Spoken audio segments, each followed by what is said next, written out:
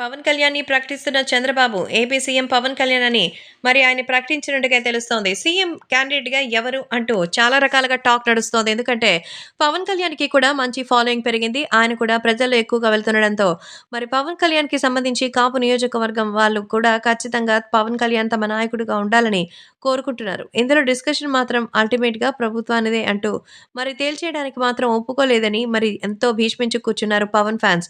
ఎందుకంటే కాపు నాయకులు ఎలాగైనా సరే తమ తరపున మరి పవన్ కళ్యాణ్ నిలబడి తమకు జరుగుతున్న అన్యాయాన్ని ఎదురెట్టి ప్రశ్నిస్తారని అనుకున్నారు. కానీ పవన్ కళ్యాణ్ పదే పదే చంద్రబాబు వెనక వెళ్లడం చాలా మందికి నచ్చలేదు. ఇటీవల హరిరామ జోగయ్య కూడా ఇదే విషయాన్ని ప్రస్తావించి మరి తెలుగుదేశం పార్టీతో ఉండడం వల్ల జనసేనకు కలిగేటువంటి లాభం ఏంటో తెలియజేయాలని నేరుగా కోరారు.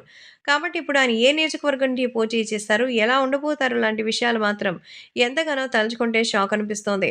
కాబట్టి ఖచ్చితంగా ఒక మంచి ఫలితం రావాలి అంటే మనం కూడా దానికి ఎంతగానో ప్రయత్నం చేయాలి. సో, కాబట్టి పవన్ కళ్యాణ్‌ని తెలుగుదేశం పార్టీ, జనసేన కూటమికి సీఎం అభ్యర్థిగా ప్రకటించబోతున్నట్టు చంద్రబాబు నిర్ణయం తీసుకున్నారట.